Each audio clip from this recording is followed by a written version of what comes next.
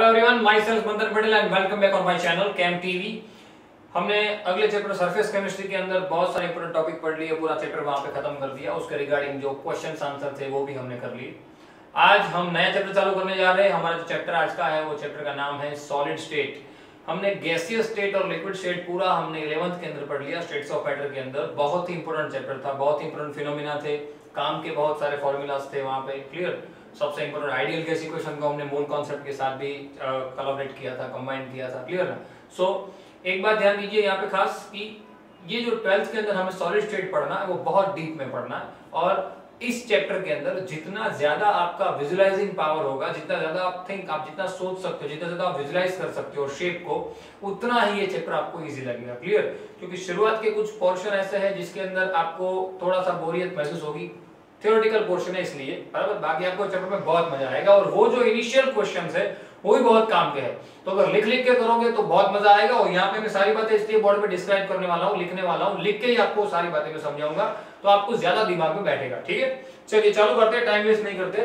First जो हमारा आज का टॉपिक हमारा रहेगा सॉलिड स्टेट जो है उसका, वो चालू करने से पहले हम बात कर ले जरा सॉलिड स्टेट के बारे में। एक्चुअल में सॉलिड स्टेट के बारे में बात करने से पहले हमें चीज जान लेनी है जो हम 9th के अंदर से सीखते आए हैं। सॉलिड की जो नॉर्मल कैरेक्टरिस्टिक होती है वो कैसी होती है, सॉलिड कैसा होता है, उसकी जो अरेंजमेंट होती है पार्टिकल की कैसी होती है। क्लियर ना। वो सारी बातें हम लोग जानते हैं। उसको सिर्फ एक बार यहाँ पे मैं मेंशन कर देता हूँ कि सबसे पहले तो उनके जो पार्टिकल की जो अरेंजमेंट होती है, क्लियर ना, कंस्टिट्यूएंट पार्टिकल लिख रहा हूँ मैं, सीपी, कंस्टिट्यूएंट पार्टिकल, उसकी जो अरेंजमेंट होती है, उसकी जो अरेंजमेंट होती है, वो अरेंजमेंट कंस्टिट्यूएंट पार्टिकल की जो अरेंजमेंट होती है वो क्या होती है, सिस्टमैटिक होती है। क्लियर ना। वो क्या होती है, सिस्टमैटिक होती है, प्रॉपर अरेंज होते हैं उनके जो मॉलिक्यूल होते हैं, वो मॉलिक्यूल क्या प्रॉपरली अरेंज यहाँ पे क्या हो जाते हैं, ऐसे 1 by 1 ऐसे एक के नीचे एक ऐसे प्रॉपरली अरेंज होते हैं। That depends on that solid. अब तक हमने जो पढ़ा उसके अंदर हमने ये चीज महसूस की, अब तक हमने जो पढ़ा उसके अंदर ये चीज आई थी। क्लियर ना, जिसके अंदर सिस्टमैटिक अरेंजमेंट होती है। क्लियर। इस चैप्टर में हमें सॉलिड चैप्टर को स्टेट को सॉरी बहुत डिटेल में पढ़ना है। तो इसके जैसी बहुत सारी हमें फिगर्स पढ़नी है, इसके जैसी बहुत सारी अरेंजमेंट हमें मॉलिक्यूल्स की पढ़नी है। क्लियर ना, ध्यान रखिएगा खास। सबसे पहले तो कंस्टिट्यूएंट पार्टिकल की जो अरेंजमेंट होती है वो बहुत ही ज्यादा सिस्टमैटिक होती है। देन इनके पास प्रॉपर शेप होता है, इनके पास प्रॉपर वॉल्यूम होता है, इनकी प्रॉपर साइज होती है। क्लियर ना, शेप साइज एंड वॉल्यूम इनके पास प्रॉपर होता है। लिक्विड जैसा नहीं है, लिक्विड को आप जिस कंटेनर में डालो वैसा शेप हो जाता है, इसका वैसा होता नहीं है। क्लियर। देन आफ्टर इंपॉर्टेंट खास वो है कि ये कंप्रेसिबिलिटी इनकी जो है वो बहुत ही कम होती है, मतलब कि ना के बराबर, आप ना ही गिन सकते हो। क्लियर। क्यों? क्योंकि ये क्या होते हैं, रिजिड होते हैं। क्या होते हैं, रिजिड। क्लियर। आप यहाँ पे फ्लेक्सिबिलिटी भी लिख सकते हो, कंप्रेसिबिलिटी, कुछ जगह फ्लेक्सिबिलिटी दिया हुआ है। क्या कंप्रेसिबिलिटी या तो फ्लेक्सिबिलिटी की होती ही नहीं है। क्लियर। कंस्टिट्यूएंट पार्टिकल होते हैं वो सिस्टमैटिकली अरेंज हो चुके होते हैं, शेप वॉल्यूम साइज वगैरह प्रॉपर होता है। क्लियर। रिजिड होते हैं सॉलिड स्टेट के जो मॉलिक्यूल होते हैं वो। क्लियर। ये सब हमने इन शॉर्ट नॉर्मल कैरेक्टरिस्टिक पढ़ी सॉलिड के बारे में कि सॉलिड ऐसे होते हैं, ये सब 9th में आ गया। क्लियर। लेकिन हमारा जो चैप्टर यहाँ पे हमें पढ़ना है वो अब चालू हो रहा है। हमारी चैप्टर की पहली थियरी जहां से चालू हो रही है वो हम मेन इस चैप्टर के अंदर आपको जो पढ़ना है वो 2 पार्टीशन है। सॉलिड के 2 मेन टाइप पढ़ने हैं, वो है एमोर्फस सॉलिड और क्रिस्टलाइन सॉलिड। उसमें एमोर्फस सॉलिड का सिर्फ इंट्रोडक्शन पढ़ना है और क्रिस्टलाइन सॉलिड पूरा डिटेल में पढ़ना है। पूरे हर एक प्रकार के क्रिस्टल सॉलिड क्रिस्टलाइन सॉलिड के जितने भी सॉलिड अंदर आते हैं, जितने भी टाइप के शेप आते हैं, जितने भी टाइप का उसका अरेंजमेंट होता है, उसका जो स्ट्रक्चर होता है, बॉडी पार्टिकल, बॉडी साइज क्या क्या वगैरह सब कुछ हमें इस चैप्टर के अंदर पढ़ना है। क्लियर। तो सबसे पहले टाइटल लगाइए, हमारी जो पहली थियरी है उसका, सबसे पहली थियरी है वो सॉलिड स्टेट। उसको हमने 2 पार्ट में डिवाइड किया है। ये जो हमारे सॉलिड्स है उस सॉलिड्स को हमने 2 पार्ट में डिवाइड कर दिया है। फर्स्ट पार्ट है उनका crystalline solid,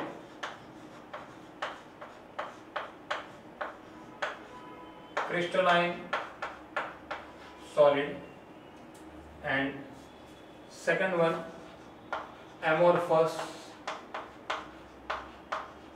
amorphous solid. First one is a crystalline solid, second one is amorphous solid. उसके बाद हमें एमोर्फस सॉलिड के अंदर आगे कुछ भी डिटेल में पढ़ना नहीं है, सिर्फ उसका इंट्रोडक्शन पढ़ना है, कैसे होते हैं और उसके कुछ एग्जांपल पढ़ने हैं, उसकी कुछ नॉर्मल कैरेक्टरिस्टिक पढ़नी है, हम पढ़ेंगे फिलहाल अभी थोड़ी देर बाद। और क्रिस्टलाइन सॉलिड के अंदर हमें आगे और दूसरे 4 प्रकार के सॉलिड पढ़ने हैं। उसका सबसे पहले मैं आपको लिस्टिंग करवा देता हूं, उसके बाद हम चालू करते हैं थियरी को। क्लियर? सबसे पहला उसमें से पढ़ना है हमें आयोनिक सॉलिड। सबसे पहला कौन सा पढ़ना है? Ionic solid. Clear? Then after metallic solid, ionic solid, then after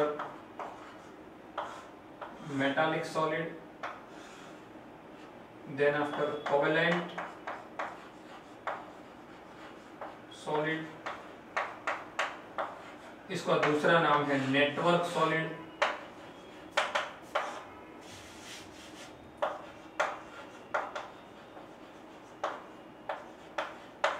covalent और नेटवर्क सॉलिड, और आखिरी जो है वो है molecular solid.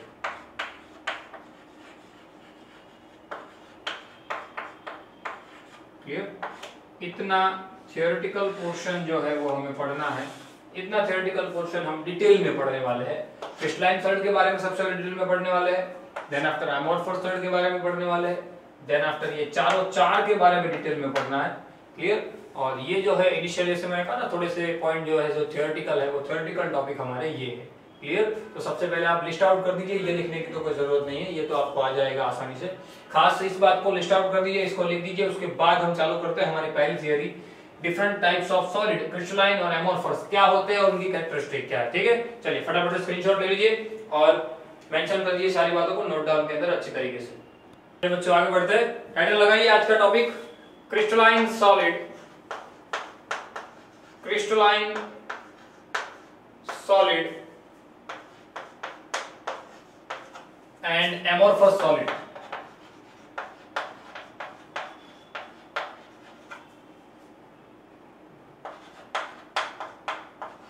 Crystalline solids and amorphous solid. Clear? आपको सबसे पहले इन दोनों का एक एग्जांपल में बता देता हूं, तो आपको थोड़ा ज्यादा क्लियर हो जाए कि ये जो है वो कहना क्या चाह रहे हैं।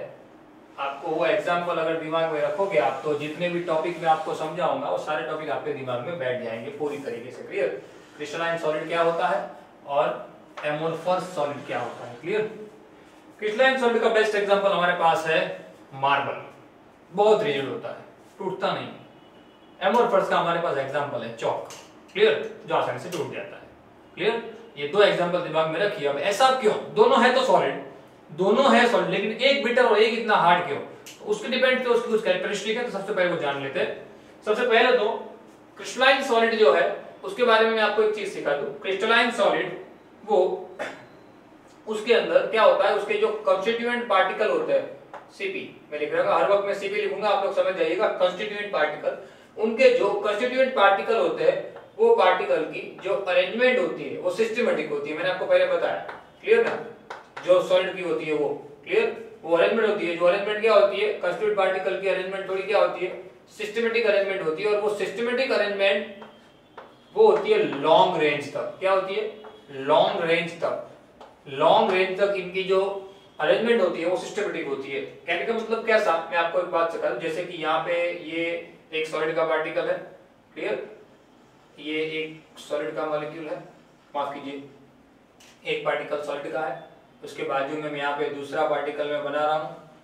कलर डिफरेंस अगर आपको दिख रहा है जरा देखिएगा, क्योंकि उसके ऊपर बहुत सारा टिका है। एक व्हाइट है और एक पिंक है, अगेन एक व्हाइट है, एक पिंक है। क्लियर? कुछ बच्चे सोच रहे होंगे सर सिस्टमेटिक अरेंजमेंट होती है पर सॉलिड के तो आपने अभी बताया जो बहुत नजदीक नजदीक होता है। एक्चुअल में आप लोग इस बात को खास ध्यान रखिएगा कि जब भी कभी हम सॉलिड के पार्टिकल को बताएंगे तब इस तरीके से बताएंगे, क्योंकि ये जो है ना उसके आसपास ऐसे गोले होते ही है। एक्चुअल में ये हमारा एटम है, एक्चुअल में हमारा जो एटम है वो ये एटम है, उसके बाजू में ये एटम है हमारा। क्लियर? ये हमारा एटम, देन आफ्टर हमारा एटम ये है, देन आफ्टर हमारा एटम ये है। क्लियर? ये उसके इनर पार्ट को मैंने बताया, आपको थोड़ा समझ में आया इसलिए। क्लियर। तो सिस्टमेटिक अरेंजमेंट हमने बता दी। तो वो अरेंजमेंट लॉन्ग रेंज तक होती है। क्या होती है? लॉन्ग है। और दो तीन तरीके की हो सकती है, जैसे दो एटम के बीच में भी ये अरेंजमेंट हो सकती है, या सिस्टमेटिक जो लाइन में अगर आप जैसे ड्रॉ करते हो वैसे अरेंजमेंट भी हो सकती है। जरूरी नहीं है कि हम जैसे हर वक्त करते हैं वैसे ही उसका अरेंजमेंट हो। क्लियर। जैसे व्हाइट है, देन अगेन यहाँ पे व्हाइट आ जाएगा,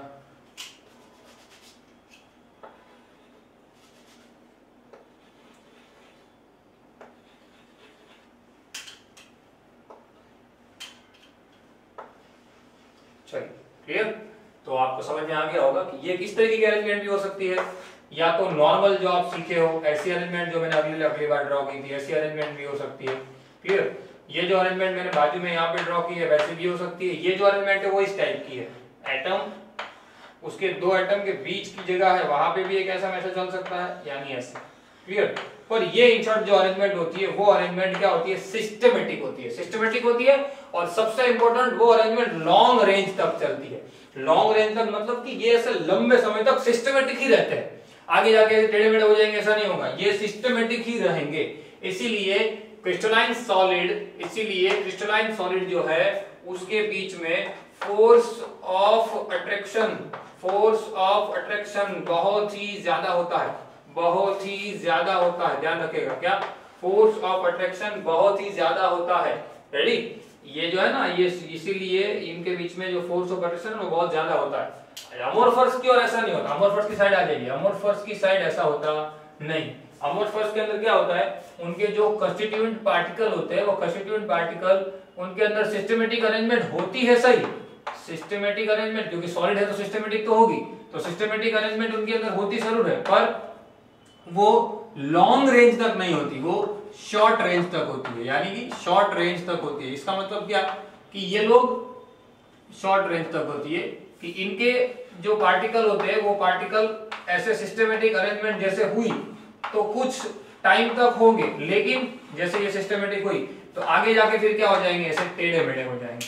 क्लियर। ऐसे टेढ़े मेढ़े हो जाएंगे। सिस्टमेटिक अरेंजमेंट होगी लेकिन कुछ टाइम तक, शॉर्ट रेंज तक। मैंने इसलिए यहाँ पे मेंशन किया, देखिए क्या लिखा? Short range. खास ध्यान रखिएगा, दोनों का डिफरेंस समझ लीजिए। इस अगर डिफरेंस समझ में आ जाएगा तो सब कुछ समझ में आ जाएगा। क्या? इसके अंदर जो कंस्टिट्यूएंट पार्टिकल होते हैं उनके अंदर सिस्टमेटिक अरेंजमेंट होती है, बट वो लॉन्ग रेंज तक होती है। लंबे टाइम तक ये लोग ऐसे चलते ही रहेंगे। ये जो है ना, ये ऐसे सिस्टम चलती ही रहती है जब तक हमारा सॉलिड रहता है तब तक। यहाँ पे ऐसा नहीं होता, इसलिए इनके बीच में जो फोर्स ऑफ अट्रैक्शन रहता है वो क्या रहता है? एज कंपेयर टू क्रिस्टलाइन लो रहता है। एज कंपेयर टू क्रिस्टलाइन क्या रहता है? लो रहता है। क्लियर। इसीलिए इनको ट्रू सॉलिड कहते हैं। क्या कहते हैं? इनको ट्रू सॉलिड कहते हैं। खास ध्यान रखिएगा, इसीलिए इनको क्या कहते हैं? True solid. आखिर में जब एग्जांपल लिखूं तब ध्यान रखना, क्योंकि एमसीक्यू के अंदर स्टेट बोर्ड में भी सीधा फॉर पूछा जाता है, और इवन आगे भी एंट्रेंस एग्जाम के अंदर ये बात आ सकती है कि कौन से नीचे दिए गए कौन से एमसीक्यू कौन से ऑप्शन में से, सॉरी नीचे जो दिए गए उसमें से कौन सा ट्रू सॉलिड है, या कौन सा, अगर हम एमोर्फस की बात करें तो एमोर्फस के अंदर जैसे ये फोर्स ऑफ अट्रैक्शन ज्यादा रहता है इनका, वैसे इनका फोर्स ऑफ अट्रैक्शन कम रहता है। जैसे ये ट्रू सॉलिड कहे जाते हैं वैसे ये कहे जाते हैं सूडो सॉलिड। क्या कहे जाते हैं? ये सूडो सॉलिड। खास ध्यान रखिएगा, क्या कहे जाते हैं? Pseudo solid. सूडो सॉलिड मतलब क्या? एक प्रकार का मेल्टिंग लिक्विड, एक प्रकार का लिक्विड ही कहा जा सकता है, पर सेमी लिक्विड कह सकते हो। रेडी। जो मेल्ट हो सकता है, मेल्ट हो सके ऐसा लिक्विड, इसको कहते हैं सूडो सॉलिड। इसका एक बेस्ट एग्जांपल मैं आपको देता हूं एमोर्फस का। आपने देखा होगा कि पुराने समय के अंदर जो वो विंडोज आती थी ना, जो पुराने टाइम की जो विंडोज होती थी, वो विंडोज और अभी भी इवन जो विंडोज होती है, बरोबर, क्योंकि इसका एग्जांपल एमोर्फस का एग्जांपल ग्लास होता है, वो क्या होता है? एकदम ऊपर से देखो ना तो एकदम क्या हो जाता है? एकदम थिन हो जाता है, नीचे जब वैसे वैसे थिक होता जाता है। क्यों? क्योंकि जब हमने लिया था तब तो फ्लैट था, लेकिन धीरे धीरे धीरे धीरे धीरे वो क्या होने लगता है? पिघलने लगता है, यानी मेल्ट होने लगता है। इसलिए इसको मेल्टिंग लिक्विड जो होता है ना, लिक्विड स्टेट के अंदर ये मेल्ट होने लगते हैं धीरे धीरे।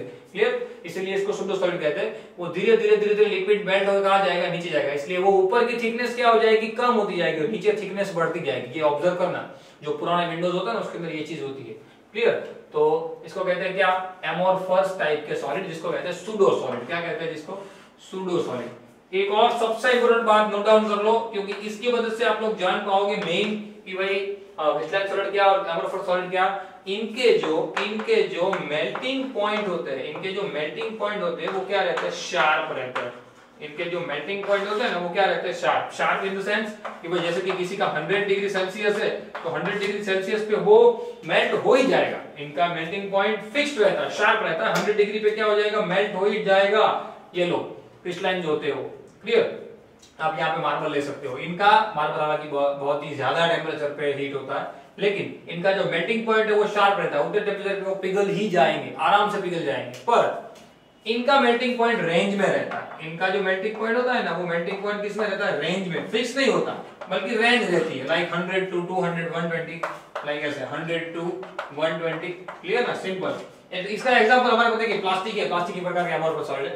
तो प्लास्टिक को आप मेल्ट करो तो प्लास्टिक पहले नर्म होता है, पहले नर्म होगा, फिर धीरे धीरे दूसरे टेम्परेचर पे आएगा। अब उसको ज्यादा टेम्परेचर और देंगे तो और ज्यादा नर्म होगा, फिर वो पिघलेगा, फिर एकदम लिक्विड में आ जाएगा। मतलब कि वो रेंज में रहता है, उनका कोई फिक्स नहीं होता। इन लोगों का फिक्स होता है। इनका मेल्टिंग पॉइंट आ गया मतलब कि तुरंत से वो मेल्ट हो जाएंगे, क्लियर। और इन लोगों का जो मेल्टिंग पॉइंट है वो रेंज में रहता है। आपको एग्जांपल अगर कोई एमसीक्यू में आता है तो इसके ऊपर से भी आप खास जान सकोगे कि किसका मेल्टिंग पॉइंट, क्योंकि ये तो जीके जैसा हो जाता है। इसका मेल्टिंग पॉइंट जो होता है वो रेंज में रहता है, इसका मेल्टिंग पॉइंट क्या रहता है, फिक्स। मैं आपको एग्जांपल लिखाऊंगा तब आपको सब कुछ क्लियर हो जाएगा दूसरा, ठीक है। चलिए आगे भी इसके एक हमें और एक यहाँ पे पढ़ना है। इसका डिफरेंस जो है वो खास है, वो काम की चीज है। एक्चुअली में 2 बाकी है, एक बहुत काम का है और एक नेग्लिजिबल है, पर गिनेंगे। सबसे पहले स्क्रीनशॉट ले लो, उसके बाद मैं करता हूँ। ले लीजिए स्क्रीनशॉट। बच्चों आगे जो टॉपिक है उसको कंटिन्यू करते हैं। ये जो होते हैं क्रिस्टलाइन सॉलिड जो होते हैं वो एन आइसोट्रोपिक होते हैं। मतलब क्या, मैं आपको समझाता हूँ। एन आइसोट्रोपिक बहुत काम का है। ये होते हैं वो एन आइसोट्रोपिक होते हैं और ये आइसोट्रोपिक होते हैं। यहाँ पे बच्चे बहुत ज्यादा मिस्टेक करते हैं, ध्यान रखिएगा। एन आइसोट्रोपिक और आइसोट्रोपिक के बीच का रिलेशन खास देख लीजिए। एन आइसोट्रोपिक और आइसोट्रोपिक का एक्चुअल में पहले तो मतलब क्या है वो समझ लीजिए, रिलेशन बाद में समझाता हूं। दोनों दूसरे के ऑपोजिट है। अब देखिए, मैंने अभी आपको एक चीज लिखा यहाँ पे ड्रॉ करके दिखाई थी कि भाई एक मॉलिक्यूल, उसके बाजू में दूसरा मॉलिक्यूल, तीसरा मॉलिक्यूल, चौथा मॉलिक्यूल, क्लियर ना। ऐसे सिस्टमैटिक अरेंजमेंट होती है क्रिस्टलाइन के अंदर, और जो लॉन्ग रेंज तक इन शॉर्ट कंटीन्यूअस चलती है, क्लियर ना। जिसमें से एक है वो कोई दूसरे कलर का होता है। जैसे मैं आपको अलग सिर्फ कर रहा हूँ, अलग करने के लिए आपको सिर्फ बता रहा हूँ। जैसे यहाँ पे मैंने एक को छोड़ के एक को क्या कर दिया, अलग कलर से दिखा दिया।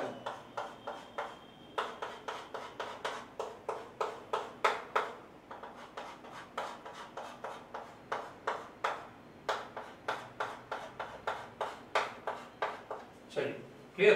तो इस तरीके से देखिए, यहाँ पे अलग अलग मैंने मॉलिक्यूल दिखा दिए। अब यहाँ पे एन आइसोट्रोपिक का मतलब क्या है।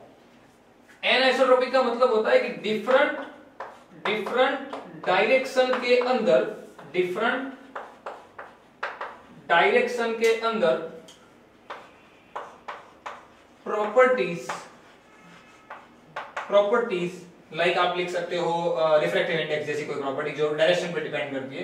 प्रॉपर्टीज भी क्या हो जाना, डिफरेंट हो जाना। प्रॉपर्टीज भी क्या हो जाना, डिफरेंट हो जाना। समझिएगा खास, क्या प्रॉपर्टीज भी क्या हो जाना, डिफरेंट हो जाना।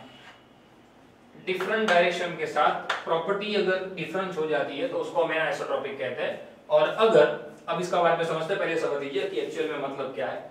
अब डायरेक्शन का मतलब क्या, मैं इसको यहां से देखता हूं तो मुझे क्या दिखेगा, देखिए एक मुझे दिखेगा व्हाइट ब्लू ऐसा दिखेगा, या पिंक जो भी है, सपोज क्लियर पिंक है, माफ कीजिए, पिंक ब्लू ऐसा दिखेगा। मैं यहां से देखता हूं तो मुझे पिंक ब्लू दिखेगा। लेकिन मैं अगर यहां से देखता हूं, ऐसे इस तरफ देखता हूं तो मुझे दोनों क्या दिखेंगे, ब्लू दिखेंगे। मैं यहां से देखूंगा तो मुझे सब पिंक दिखेंगे क्योंकि ये सब पिंक है, ये सब ब्लू है, क्लियर। यानी कि डिफरेंट डायरेक्शन के अंदर इनकी प्रॉपर्टी क्या होती है, डिफरेंट, उसको कहते हैं एन आइसोट्रोपिक। डिफरेंट डायरेक्शन के अंदर मैं इस डायरेक्शन में देख रहा हूं तो प्रॉपर्टी अलग है क्योंकि मॉलिक्यूलर देखिए दिख ही रहा है ना, यहाँ पे देखिए मॉलिक्यूल अलग है। इस डायरेक्शन में मेरे मॉलिक्यूल होते हैं, मेरे मॉलिक्यूल क्या हो जा रहा है, क्या पिंक ब्लू, लेकिन यहाँ पे दोनों क्या हो जा रहा है, ब्लू। यहाँ पे क्या हो जा रहा है, पिंक। यहाँ पे क्या हो जा रहा है, ब्लू, क्लियर। तो इन शॉर्ट अगर मैं यहां से देखता हूं या यहां से देखता हूं तो भी चेंज होगा। देखिए यहाँ पे क्या हो जाएगा, ब्लू, यहाँ पे क्या हो जाएगा, पिंक ब्लू। मतलब कि डिफरेंट डायरेक्शन के अंदर प्रॉपर्टी अलग हो जाएगी, अलग ही हो जाएगी ना, क्योंकि देखिए यहाँ पे पूरे मॉलिक्यूल का स्ट्रक्चर हिल जाएगा, अलग हो जाएगा ना। यानी कि डिफरेंट डायरेक्शन के साथ साथ प्रॉपर्टी भी डिफरेंट हो जाती है। क्यों? क्योंकि उस वक्त कंस्टिट्यूएंट पार्टिकल की जो अरेंजमेंट है, अरेंजमेंट एज इट इज रहती है, अरेंजमेंट में कोई चेंज नहीं आता, arrangement as it is, arrangement, इस बात को ध्यान रखना, बच्चे यहाँ पे मिस्टेक करते हैं, अरेंजमेंट बदल गई ना, अरेंजमेंट एज इट इज रहती है, पर हमने जिस प्रॉपर्टी को चेकअप किया है, जैसे कि भाई यहाँ पे मॉलिक्यूल सब पिंक के है, तो ये सारी पिंक की प्रॉपर्टी दिखाएगा, ये सारी ब्लू की प्रॉपर्टी दिखाएगा, ये पहले पिंक बाद में ब्लू फिर पिंक की प्रॉपर्टी दिखाएगा, ये पहले ब्लू बाद में पिंक फिर ब्लू की प्रॉपर्टी दिखाएगा। मतलब कि इनके जो कंस्टिट्यूएंट पार्टिकल है, वो कंस्टिट्यूएंट पार्टिकल क्या हो जा रहा है, एक दूसरे से अलग अलग हो जा रहा है, कंस्टिट्यूएंट पार्टिकल एक दूसरे से अलग अलग हो जा रहा है। इसका मतलब क्या, समझिए, क्या कंस्टिट्यूएंट पार्टिकल एक दूसरे से अलग अलग हो जा रहे हैं, पार्टिकल अलग अलग, मतलब कि जो उनकी जो प्रॉपर्टी है वो अलग अलग हो जा रही है। क्यों? क्योंकि वो जो पार्टिकल है वो खुद पार्टिकल ही क्या हो जा रहा है, बदल जा रहा है, चेंज हो जा रहा है, क्लियर, अलग अलग डायरेक्शन के अंदर। रेडी? तो देखने का हमारा नजरिया है वो, तो हम उसको अगर अलग अलग देखेंगे, विजुअलाइजेशन मेन रहेगा, मैंने पहले भी कहा था, विजुअलाइज कीजिए कि हम उसको अलग अलग डायरेक्शन से देखते हैं, तो सारे पार्टिकल जो है वो पूरी पार्टी, यहाँ से मुझे सब पिंक दिख रहे हैं, यहाँ से मुझे सब ब्लू दिख रहे हैं, यहाँ से मुझे पिंक ब्लू पिंक दिख रहा है, मतलब कि ऐसे अलग अलग डायरेक्शन के अंदर सबकी प्रॉपर्टी अलग अलग आ रही है, क्लियर।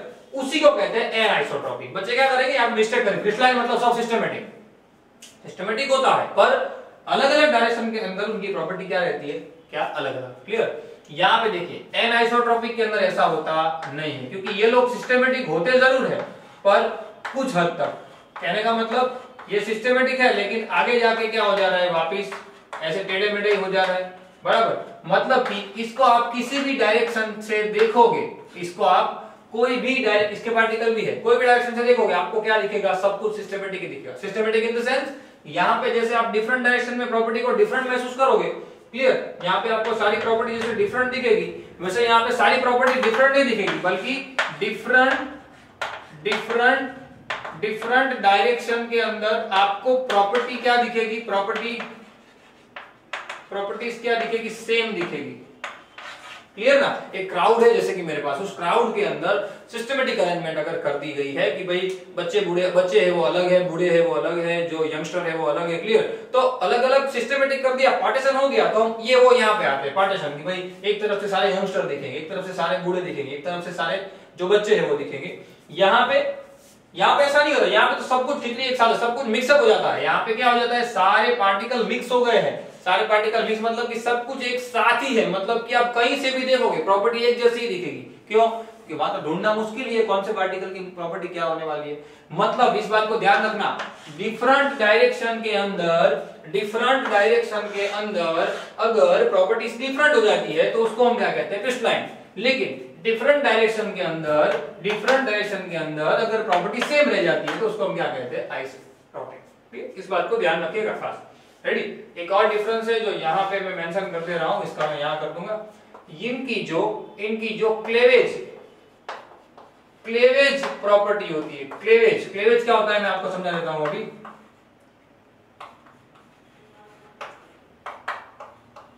क्लेवेज एक्चुअली में ऐसी प्रॉपर्टी है कि क्लेवेज मतलब कि कट विथ नाइफ, आप नाइफ की मदद से ये सॉलिड को अगर काटते हो तो सिस्टमेटिकली प्रॉपरली कट जाएंगे। और इनकी क्लेवेज प्रॉपर्टी क्या होती है, होती ही नहीं है, ना के बराबर, ये लोग प्रॉपरली कटते ही नहीं है। ये जो होता है ना, ये कैसे होता है, लाइक वैनिला आइसक्रीम जैसा होता है सिस्टमेटिक, ऐसे आप ऐसे उसके ऊपर पूरी जो लगाओगे नाइफ लगाओगे तो क्या पूरा आसानी से कट आउट हो जाएगा, क्लियर। बहुत से बच्चों के मुंह में पानी आ गया होगा वैनिला सुन के, पर वो ध्यान रखिए वैनिला नहीं है, हमें सिर्फ एग्जांपल देना है। क्या cleavage property in the sense कि हम अगर उसको काटते हैं, क्योंकि उसके अंदर अरेंजमेंट सिस्टमेटिक है, उसके पार्टिकल यहाँ पे उसके, देखिए ये उसके पार्टिकल है, क्लियर, ये उसके पार्टिकल एकदम सिस्टमेटिक है। रेडी? लेकिन जैसे ही आपने उसको ऐसे काटा तो प्रॉपरली कट जाएगा, ऐसे काटोगे तो भी प्रॉपरली कट जाएगा, ऐसे काटोगे तो भी प्रॉपरली कट जाएगा। इनके पार्टिकल तो क्या है, सिस्टमेटिक है लेकिन थोड़े टाइम तक है, आगे तो सब टेढ़ा मेढ़ा ही है। मतलब कि कहीं से भी आप काटोगे तो प्रॉपरली कटेगा नहीं। यानी कि इनकी जो क्लेवेज प्रॉपर्टी होती है, इनकी कंपैरिजन में क्या होती है, ना के बराबर। रेडी? ये लोग आसानी से नाइफ से कट हो जाते हैं, क्रिस्टलाइन सॉलिड जो होते हैं वो, और ये जो भाई है वो आसानी से कट आउट होते नहीं है, इनकी क्लेवेज प्रॉपर्टी प्रॉपर होती नहीं है, इनकी क्लेवेज प्रॉपर्टी प्रॉपर होती है, clear. Cleavage in the sense knife से प्रॉपरली कट होना, ये लोग कट नहीं हो पाते, ये लोग कट हो जाते हैं। क्यों? इनकी जो सिस्टमेटिक अरेंजमेंट है उसकी वजह से, इन लोगों की सिस्टमेटिक अरेंजमेंट शॉर्ट टर्म की, शॉर्ट रेंज तक है इसलिए, ठीक है। तो ये मेन बात है क्या, क्रिस्टलाइन सॉलिड की और एमोर्फस सॉलिड की। अब ध्यान दीजिएगा, एमोर्फस सॉलिड के बारे में इतना ही पढ़ना था। एमोर्फस सॉलिड के बारे में आगे कुछ पढ़ना नहीं है। हमें जो पढ़ना है मेन वो क्या पढ़ना है, हमें क्रिस्टलाइन सॉलिड के बारे में पढ़ना है। क्या? Crystalline solid. क्रिस्टलाइन सॉलिड के मैंने आपको लिस्ट आउट करवाया 4 टाइप, वो 4 टाइप के बारे में डिस्कस करते हैं। लेकिन उससे पहले सबसे पहले यहाँ पे जो आपके बोर्ड का बोर्ड वर्क दिया गया है उसका स्क्रीनशॉट ले लीजिए फटाफट। चलिए आगे बढ़ते हैं। हमारा टॉपिक आज का है उसका टाइटल लगा दीजिए। लेकिन उससे पहले एक चीज रह गई, एग्जाम्पल जो थे हमारे एमोर्फस के और क्रिस्टलाइन के, वो जरा यहाँ पे साइड में मैं लिख देता हूँ। आप उसको नोट डाउन करिए, उसको मैं रफ कर दूंगा अभी फिलहाल। सबसे पहले हम बात करते हैं क्रिस्टलाइन सॉलिड की। क्रिस्टलाइन सॉलिड के लिए और एमोर्फस सॉलिड के लिए आप कौन कौन से एग्जांपल लिख सकते हो? क्रिस्टलाइन सॉलिड के लिए आप लिख सकते हो रॉक सॉल्ट मींस NaCl, आप लिख सकते हो शुगर, आप लिख सकते हो क्वार्ट्ज, आप लिख सकते हो डायमंड। ये सारे एग्जांपल किसके हो जाते हैं? क्रिस्टलाइन सॉलिड के, क्योंकि ये सिस्टमेटिक अरेंजमेंट दिखाते हैं। एमोर्फस सिस्टमेटिक नहीं होते, यानी कि आप यहाँ पे लगा सकते हो प्लास्टिक्स, आप यहाँ पे और लिख सकते हो सिलिका। ये बेस्ट एग्जांपल है, एग्जाम के अंदर आ चुका है। क्लियर? एमोर्फस का बेस्ट एग्जांपल है ये। सिलिका लिख सकते हो, प्लास्टिक लिख सकते हो, रबर, स्टार्च। क्लियर? ये सारी बातें आप क्या लिख सकते हो? हर एक एग्जांपल किसका? Crystalline solid, then after amorphous solid के अंदर ये एग्जांपल खास याद रखिएगा, सारे एग्जांपल आते हैं एग्जाम के अंदर। क्लियर? एक और बात जो बच्चों को दिमाग में हर वक्त तंग करती है बच्चों को, वो है कि क्वार्ट्ज। क्वार्ट्ज क्या है? क्वार्ट्ज और एक्चुअल में क्वार्ट्ज जो है और सिलिका जो है, क्वार्ट्ज सिलिका के साथ थोड़ा सा रिलेट करता है। कैसे? मैं आपको सीधी बात समझा दूं। क्लियर? क्वार्ट्ज एंड ग्लास,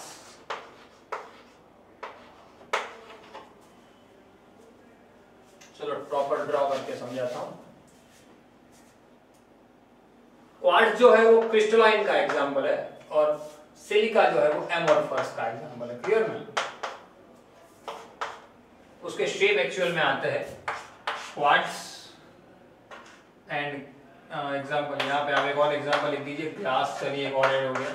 तो ग्लास और क्वार्ट्ज, ग्लास एक्चुअल में बनता है सिलिका में से। क्लियर ना? वो तो आप जानते हो, उसको मेल्ट करके बनाया जाता है। तो क्वार्ट्ज होता है, उसकी अरेंजमेंट ऐसे सिस्टमेटिक होती है।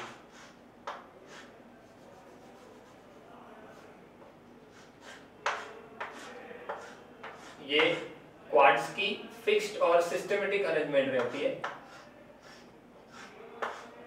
क्लियर? पर एमोर्फस के अंदर ऐसा नहीं होता। एमोर्फस के अंदर अरेंजमेंट टेढ़ी मेढ़ी हो जाती है, ऐसे कोई फिक्स्ड अरेंजमेंट होती नहीं है। अरेंजमेंट ऐसी टेढ़ी मेढ़ी हो जाती है। क्लियर? तो इस बात को ध्यान रखिएगा। एक्चुअल में ये आता नहीं, लेकिन सिर्फ सिखा दूं कि क्वार्ट्ज और ग्लास, उसके बीच में एक ही डिफरेंस है मेन, उनके स्ट्रक्चर अलग अलग होता है। क्लियर ना? फॉर एन एग्जांपल आप उसका आप जैसे ले सकते हो ग्रेफाइट एंड डायमंड, स्ट्रक्चर अलग अलग होता है। Clear? Amorphous form, rhombic sulphur and monoclinic sulphur. Clear? तो ये सारे जो है ना वो और एक दूसरे के जैसे आइसोटॉप कहते हैं ना, बस वैसे ही है। ये क्रिस्टलाइन है, ये एमोर्फस है। क्लियर? इस बात का ध्यान रखिए, खास एग्जाम में आता है। रेडी? चलिए इसको रफ कर दे रहा हूं। एग्जांपल को फटाफट से लिख दीजिए तब तक। चलिए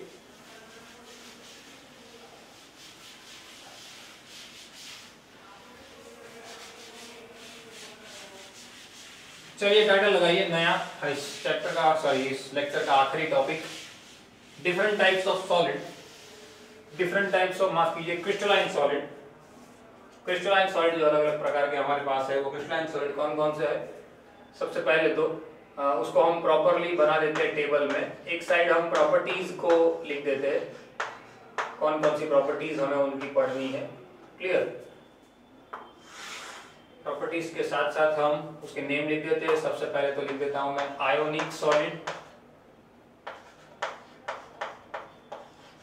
रेडी? देन आफ्टर मैं लिख देता हूं मेटालिक सॉलिड। एक ही टेबल से आपको चारों चार याद रखवा दूंगा मैं। Metallic solid, metallic solid. Metallic solid के बाद हम करने वाले हैं कोवेलेंट और नेटवर्क सॉलिड, और आखिर में आएगा मॉलिक्यूलर सॉलिड।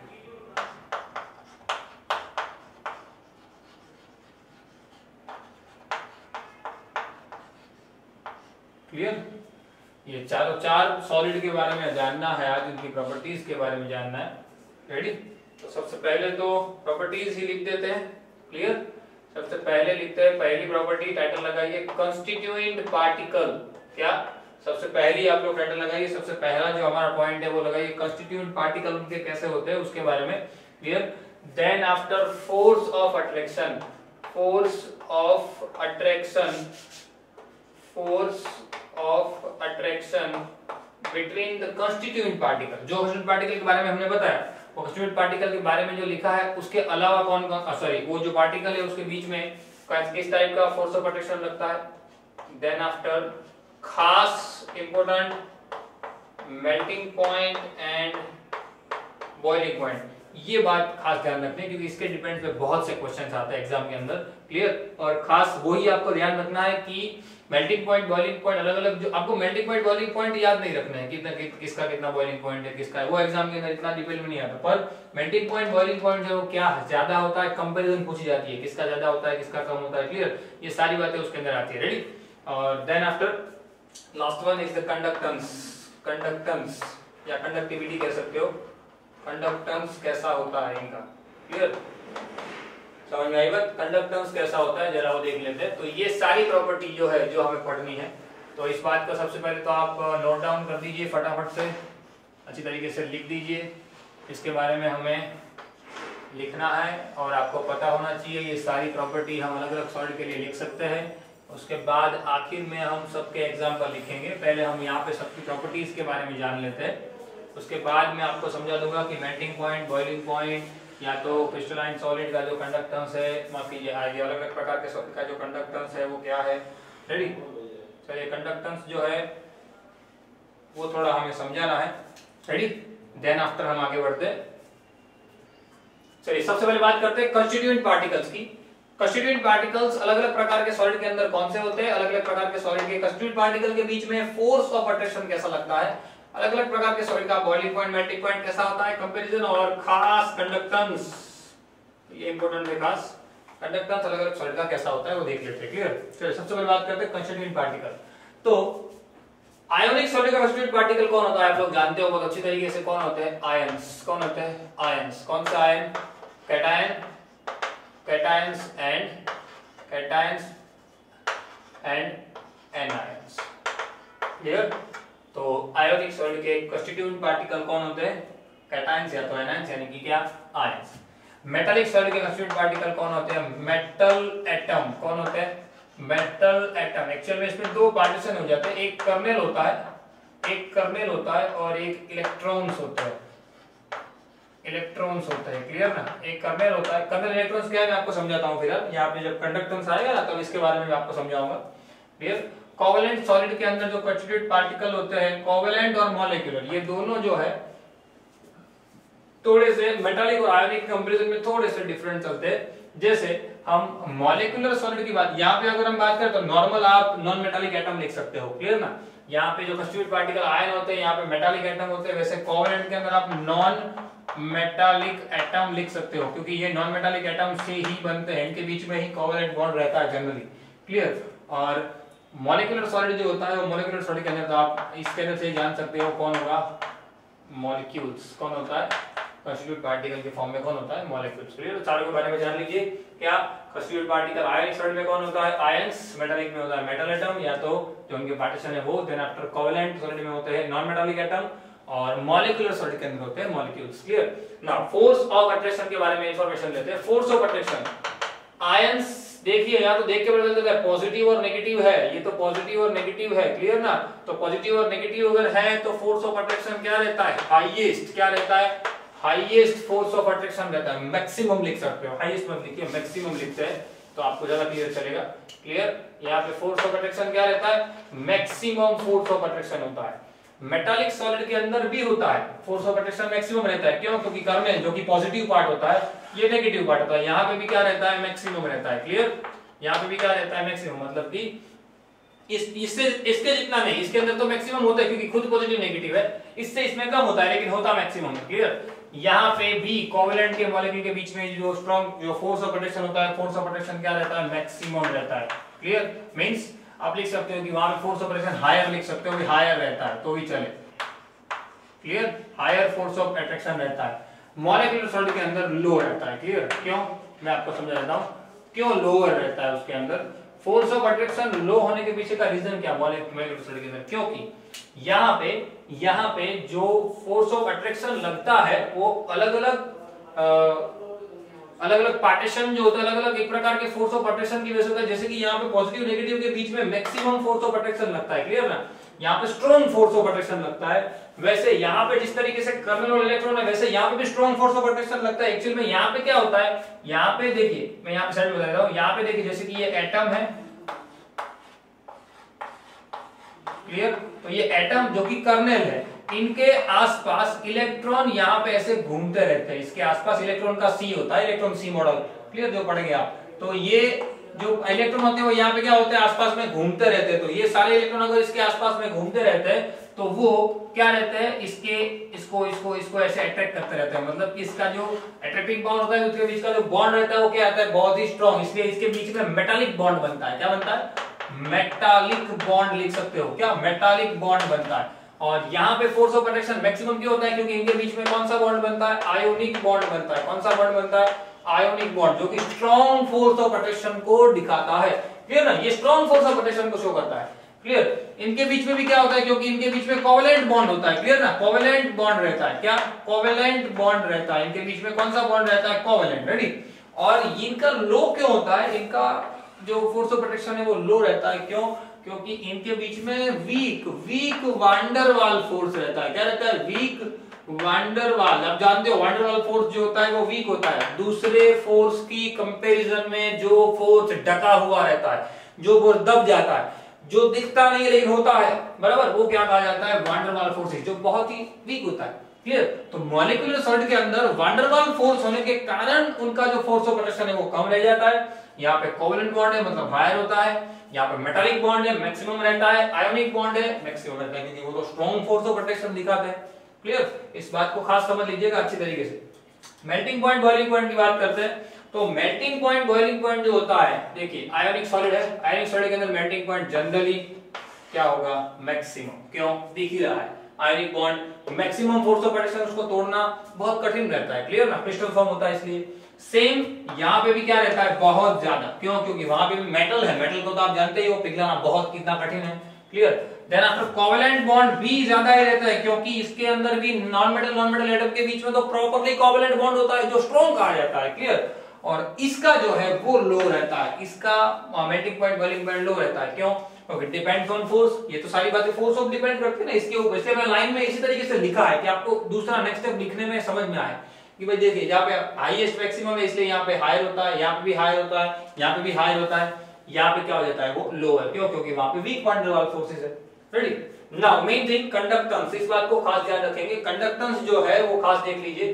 कंडक्टेंस देखिए, सबसे पहले शुरू करते हैं हम आयोनिक बॉन्ड से। आयोनिक बॉन्ड से कंडक्शन इसलिए जानना है कि कंडक्टेंस एक ऐसी चीज है जहां पे वो, यहां पे देखिए आयोनिक सॉलिड के अंदर जो कंडक्टेंस होता है वो कंडक्टेंस, खास एक बात ध्यान दीजिएगा, वो एक्वियस स्टेट के अंदर या तो मोल्टन स्टेट के अंदर अच्छा होता है। क्लियर ना, ये चीज आप इलेक्ट्रोकेमिस्ट्री जब मैंने पढ़ा है तब आप पढ़ चुके हो। क्या, एक्वियस स्टेट के अंदर और मोल्टन स्टेट के अंदर अच्छी तरीके से लोग क्या कर सकते हैं, आयोनिक होता है, नमक में से करंट पास नहीं हो सकता, लेकिन नमक पानी में डाल दो या पानी नमक में डाल दो, क्या हो जाएगा, आसानी से पास आउट हो जाएगा। क्यों, क्योंकि उनको फ्री आयन मिल जाएंगे। यानी कि एक्वियस स्टेट में अंदर या तो मोल्टन स्टेट के अंदर वो आसानी से कंडक्टेंस दिखाएंगे।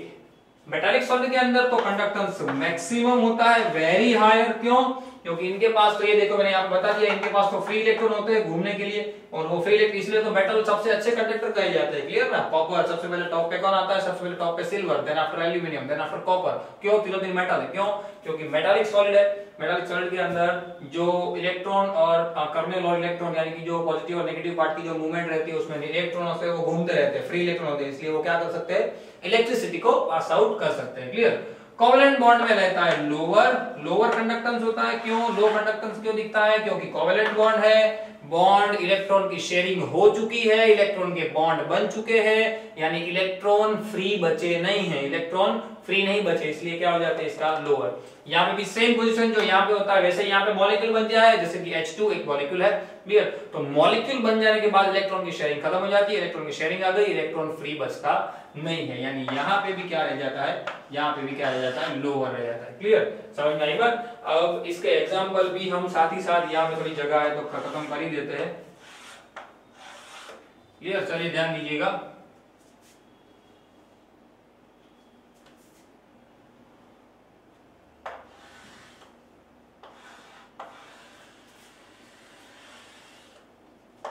चलिए सबसे पहले बात करते हैं यहाँ पे आयोनिक सॉल्ट की, सबसे पहले बात करते हैं उसके जो एग्जांपल है वो बहुत सारे आपके पास खुद, एक तो रॉक सॉल्ट आप लिख सकते हो, NaCl लिख सकते हो, KCl लिख सकते हो, क्लियर। जो भी जनरली सॉल्ट फॉर्म में होता है, जो भी क्रिस्टलाइन फॉर्म में रहता है, वो सब के सब आयोनिक सॉल्ट के अंदर आप लिख सकते हो, क्लियर। मेटालिक सॉल्ट के अंदर जनरली आप मेटल के नेम लिख सकते हो, एल्यूमिनियम लिख सकते हो, देन आफ्टर मैग्नीशियम लिख सकते हो, कैल्शियम लिख सकते हो, कॉपर लिख सकते हो, रेडी। ये सब के सब मेटालिक सॉल्ट के अंदर आ जाएंगे। कोवेलेंट, कोवेलेंट मतलब क्या, जिसके बीच में इलेक्ट्रॉन की शेयरिंग हो चुकी है, लाइक कार्बन कार्बन लिख सकते हो, देन सिलिकॉन सिलिकॉन लिख सकते हो, ready. Silica strong bond of attraction होता है, बॉन्ड बहुत जबरदस्त रहता है इनके बीच में, पर क्या बॉन्ड हो चुका होता है, रेडी। और मॉलिक्यूलर सॉल्ट के अंदर आप मॉलिक्यूल का एग्जांपल लिख सकते हो, लाइक I2 लिख सकते हो, वाटर लिख सकते हो, CO2 लिख सकते हो, रेडी। मॉलिक्यूल्स का एग्जांपल आप यहाँ पे लिख सकते हो, रेडी। तो ये सारे उसके एग्जांपल है, ionic, metallic, covalent and molecular. फिर से एक बार फिर ओरली आपको थोड़ी बताता हूँ, क्या constituent particle, force of attraction, melting point, boiling point, conductance and example. 5 point तो अगर कोई अकेले भी पूछ ले तो 5 पॉइंट तो वैसे भी निकल गए, क्लियर। तो सारी बातों को ध्यान रखना। यहाँ पे तो आप 2 पॉइंट लिख सकते हो, मैक्सिमम फोर्स ऑफ अट्रैक्शन होता है ड्यू टू आयोनिक बॉन्ड, यहाँ पे maximum due to metallic bond, यहाँ पे maximum due to covalent bond, यहाँ पे lower due to weak van der Waals force, clear. तो 6 पॉइंट निकल के आ गए, और एग्जांपल भी साथ में आप बहुत सारे दूसरे लिख सकते हो। तो ध्यान रखिएगा, एक ही टेबल में सारी बातें आपको याद हो जाएगी, इस तरीके से अगर आप रखोगे तो चारों चार जो है, हालांकि थ्योरेटिकल टॉपिक है तो थोड़ा समझने में आपको प्रॉब्लम होगी, थोड़ा आप लिख के आपको करना पड़ेगा, वो तो मैंने आपको बताया हुआ ही है कि जितना खुद लिख के करोगे, जितनी नोट्स खुद से बनाओगे, चैप्टर स्टार्ट किया है, देखिए अभी से ध्यान नहीं दोगे तो आगे के लेक्चर में कुछ में, कोई भी लेक्चर में पता चलेगा, क्योंकि पूरे का पूरा चैप्टर प्रैक्टिकल ही है। जिसका दिमाग विजुलाइज प्रॉपर चलेगा, जिसका दिमाग प्रॉपर्ली सोच सकेगा, यही वही ये सारी बातें को अच्छी तरीके से ग्रास्प कर पाएंगे, क्लियर। क्योंकि इसके अंदर जो फिगर्स है वो फिगर्स मेन रहेगी, वो फिगर्स खास आपको अच्छी तरीके से ध्यान देनी है, मिस्टेक ना हो, खास ध्यान रखिएगा, खुद से नोट्स बनानी है, ठीक है। और अगर वीडियो अच्छा लगा है तो खास लाइक जरूर कर दीजिएगा। मिलते हैं अगले लेक्चर के अंदर, till then thanks a lot.